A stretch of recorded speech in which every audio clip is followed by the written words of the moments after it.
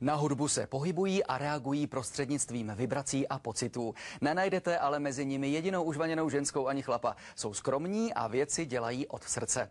Řeč je o neslyšících, kteří se zúčastnili už 10. ročníku soutěže Miss a mistr neslyšící a nedoslýchavý.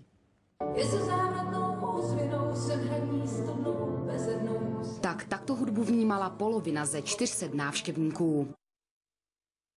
A takto bez zvuků prožívali večer soutěžící a další půlka fandů v publiku. Cítí hudbou, dalo by se říct, s podlahy, vibracemi nebo nějakým přesným smyslem. Tato soutěž je pro zúčastněné daleko složitější, protože musíme počítat s tím, že mají dost výrazný handicap. Soutěžící měli stejné disciplíny, jako jsou u klasické Miss. Absolvovali promenádu v koktejlkách a volnou disciplínu. Muži měli místo ní rozhovor. Máš znalost? Ak áno, tak kedy plánujete svatbu? Ty svatby jsme hlavně začali dělat protože byl obrovský tlak ze světa. Ve světě se volí Miss a mistr už asi 5 let. Při vyhlášení misek publikum reagovalo takhle, vrtěním rukou.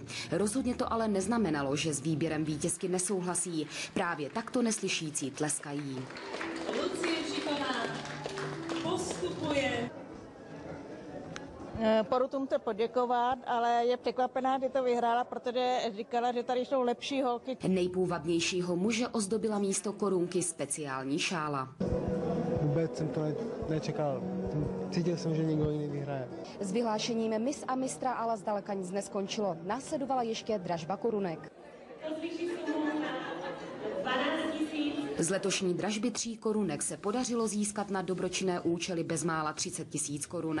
Oba vítěze teď čeká Miss a Mr. World. Světová soutěž proběhne v červenci opět v Praze. Pro televizi Barrandov Lenka Rauerová.